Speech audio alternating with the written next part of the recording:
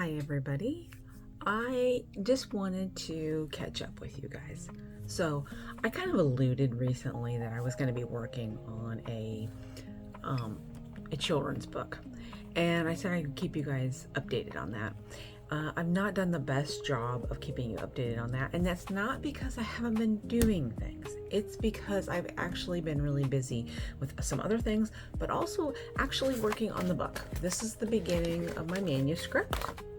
I've been working on some illustrations that I'm going to show you. I'm really excited about it. I had kind of been waiting to see if that I was really going to stick with it, if it was really going to turn out the way that I wanted it to, and then I was going to move forward. I wanted to tell you about the project. It's an illustrated alphabet book. It has 26 installments, of course, and one per letter. Each one is its own watercolor, so there's an illustration for every single letter. And I'll explain more about the premise of the book, about how the actual book will work itself later. We'll talk about that later. But in the meantime, I want to tell you about the story, which is called Alderwick, or The Tales of Alderwick. And at the center of the whole series is our protagonist, and her name is Bee, and she is a mouse. And she has just become the postmistress of the town of Alderwick. And it's not really a job that she asked for. And she didn't really feel ready for the job. She's just like, here's your job.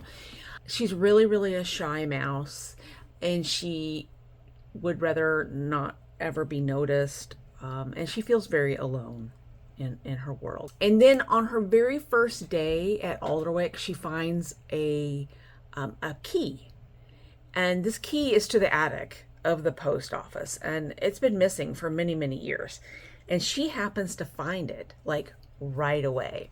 So she goes up and she explores the attic, and she finds a box of letters in the attic with a note that basically says, "Will you please deliver these letters? I never did it." She goes out in this village. There's a whole bunch of people she barely knows because she's clearly an introvert. She starts delivering these letters to people, one at a time. They're deeply personal lessons.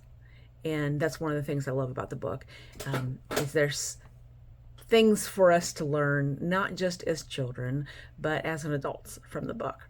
When she starts out in the book, she starts out making herself as small as she possibly can, and as the book goes on, she starts to grow and learn about not just the people in her community, but herself. She has a partner, and his name is Pip, and he's a lowly sparrow, and he's wild, and he doesn't belong to anybody.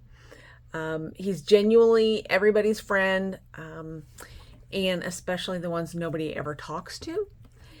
He starts out leading her, and then as it goes along, he's pulling her along. And over the course of the story, they both change. They both become different. He's what it feels like to be less alone. And that's kind of his arc, is about not being as alone, and he's there, and there's always somebody there for you.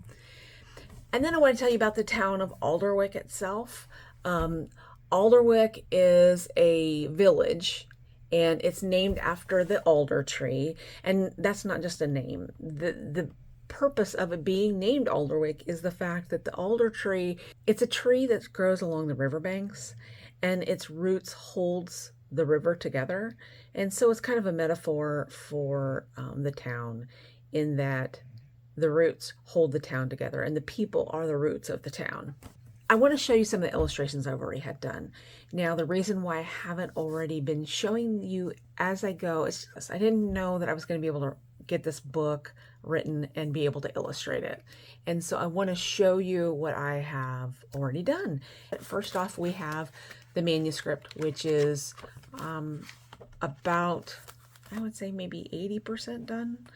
I've made it through this, I'm almost through the second draft, and then I'm going to go back and to my third draft. There'll probably be a fourth. And then in that time period, I will probably have a few more illustrations done. So the first And probably one of the more important ones is, this is the seal. This is an alder tree branch.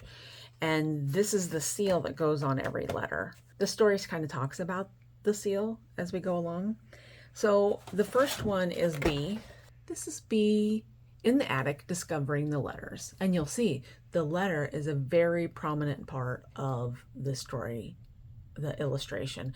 It's not really part of the story, but it is an alphabet book after all. This is a story that can be for a 5-year-old that just likes an alphabet book. It can be a story for a read-along, for a parent to read along with their child at 6 or 7, or it can be a standalone story for a child that's 8, 9, 10, 11. And then there's the underlying story, for mom and dad underneath of it all. So anyway, this is B, and this is her discovering her letters. And then her first delivery is actually to herself. It's the attic of the Alderwick post. And so the second letter she has to deliver is to B, which is Bronson. He's a brown bear.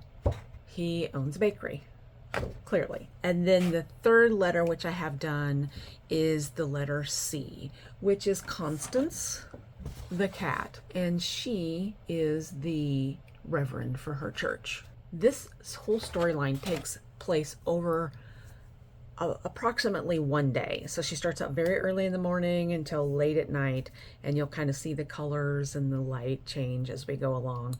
So I'm currently working on D, and the reason why I'm telling you and showing you these back illustrations is because I want to get you caught up, because I'm going to start showing more of those illustrations as we go along and letting you follow along with me. I am so excited. I hope that you will follow along with this series because I'm really excited about it. This is something I have thought about since I was like a child.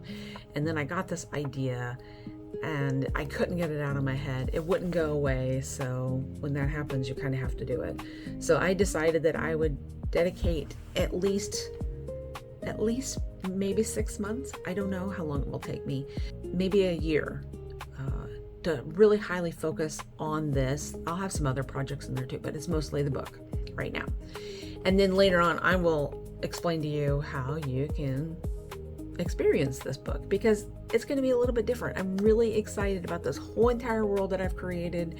There's going to be so many different levels to this world. My gut tells me that it is going to be bigger than just a little book that I send off to a publisher.